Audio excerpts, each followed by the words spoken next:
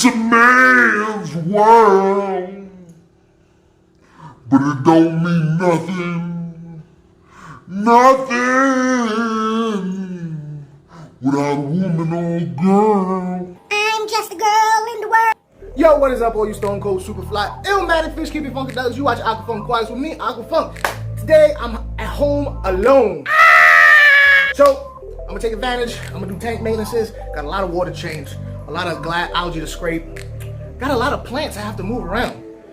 In my bow front, I'm having an issue with some of my more finer leaf plants. All the fish are picking at some of the plants that have finer leaves, so I gotta remove those. I gotta put them somewhere. And I got this thing right behind me. Now I've been using this 20 high. It's in a nice little cutout in my thing. I love the display, the way it's set in the wall and everything. I've been using it as a sick tank. I got a couple of fish.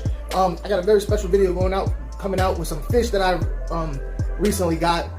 It's a very special video for me, so be on the lookout for that. But this is what I've been using for like a sick tank or a quarantine tank. I had extra sponge media there if I needed it for it. It's kind of a catch-all tank. I don't know what I'm gonna use it for. At least I didn't know, but I know what I'm gonna use it for now. Not many of you know, actually. I don't talk about them that often, but I have a pair of bettas, a male and a female, that I was trying to breed with Riley from Fishkeeping Jamaica and Rob 93.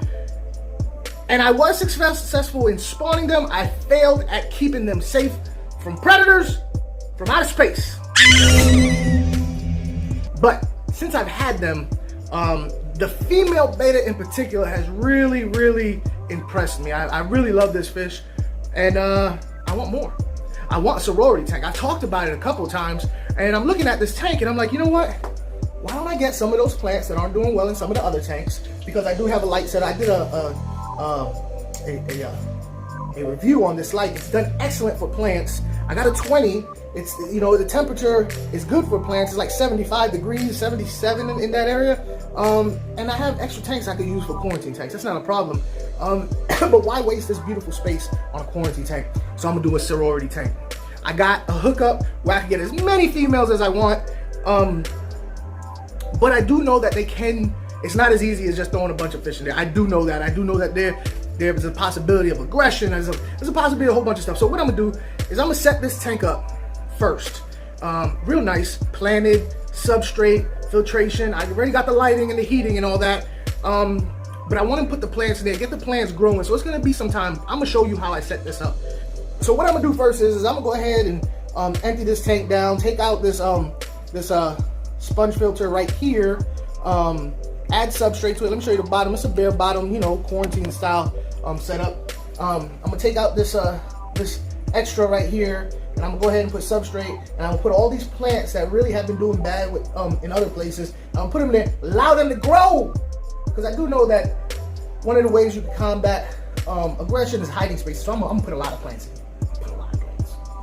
All right. So I got me some all natural play sand from Home Depot. It was like $4 a bag, and I rinsed it out real good. And like I said, it's all natural, so there's nothing harmful in there. And like I said, I'm not gonna put a whole lot. I didn't show you rinsing it out, because really all you gotta do is fill it up with water, swish it around, empty out the dirty water. Do that about 4 or 5 times, and you have yourself some sand that you don't have to pay a lot of money from the pet stores that's selling for like $20 a bag. You know, you can get it $4 and get twice as much. But yeah, you just fill it up, swish it around, empty out the dusty water. Do that about, like I said, four times, and you're good.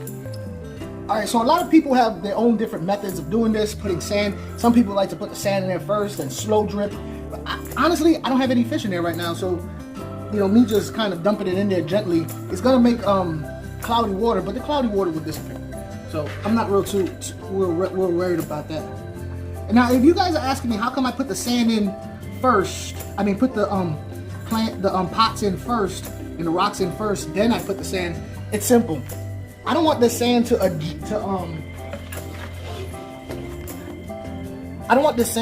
move. I don't want, you know, whatever fish I put in there to dig out the bottom of these things and have them fall. So I put them first, then I put the sand so that it stays more sturdy.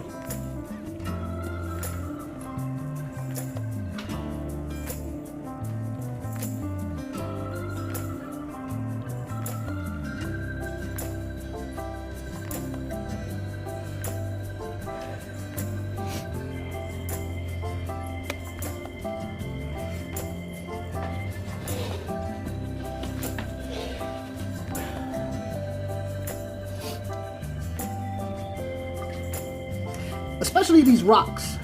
These rocks you don't want shifting because they're right up on the bottom and they could possibly break your tank. So I'm gonna go ahead and put this back. And it's, you know, surprisingly enough, this stuff is not really making the water as cloudy as I thought it was.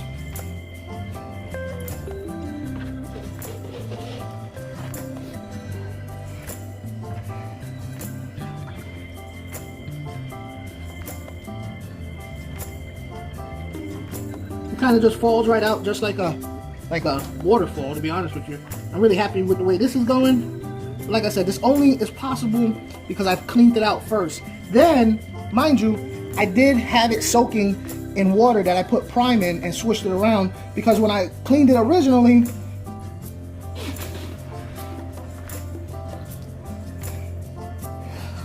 when I cleaned it originally, the water was from the tap, so it did have chlorine and chloramines in there. So after I was done rinsing the dust out, I went ahead and let it soak a little bit in some treated water, so that I'm not adding chlorine into the system. Because like I said, that sponge filter back there had living biological filtration, so I didn't want to kill them. So I treated everything before I put it in the tank, which is pretty much a good rule of thumb to do with everything you enter the tank, is to rinse it out in treated water.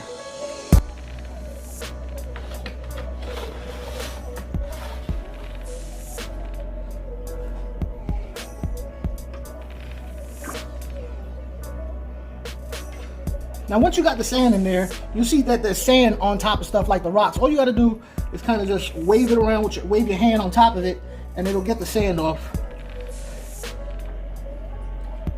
All right, so this is what we're looking at now. I got my sponge filter right back there. I got my heater right above the sponge filter. And the reason why I like putting a heater above the sponge filter is because the water movement will kind of push the warm water around, you know, the entirety of the tank. I got my 2 rocks in there. You know, if they grow algae, maybe I have some fish that like to graze on algae off of rocks. I got my potted plants with my 3 you know, herp plants. I'm hoping they come back. My sand, like I said, it's a light sand bed. The reason why I like doing sometimes light beds is so that it doesn't accumulate the gases that sometimes come along with having a deep sand bed, and possibly releasing those gases into the tank in the future and killing the fish. So let me go ahead and fill this tank all the way up so you can get a good look at what it's gonna look like. And I'm gonna let the water settle and everything, and give you guys a good look at what it's gonna give you, so you can imagine. You know what I mean? Like I'm imagining it in my head.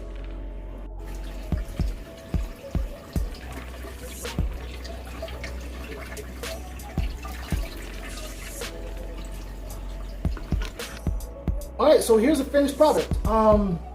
It's a 20 high with 6 potted plants in it. 3 of them that are, don't ask me what type. When I show you, you can probably tell me what type in the comments below. Light sand bed, 2 rocks, and a sponge filter. Ultimately, I'm probably gonna double up on the sponge filter, make it 2 high. Like I said, I want a sorority tank, so I'm thinking maybe 8 to 10 female bettas in it, all lightly colored, no dark blue colored. I'll go with light blue, red, white. If I could get some koi, I would rather have koi, but they're gonna be all brightly colored. As far as bottom feeders, I think I want 6 types of koi. I mean, if I could get, you know, I'm gonna try and get some really fancy kois. But if not, I'm cool with maybe some pandas. For algae eaters, I want to go with snails. Not snails. With algae eaters, I want to go with odos. Maybe if I could find a loach that doesn't get too big or is too rowdy, I wouldn't mind putting a loach in there for snail control. So, and dither fish, I don't know. What do you guys think? What should I put in there for dither fish? What do you think I should put in there, period? As far as bottom feeders, tell me what you would stock this tank with.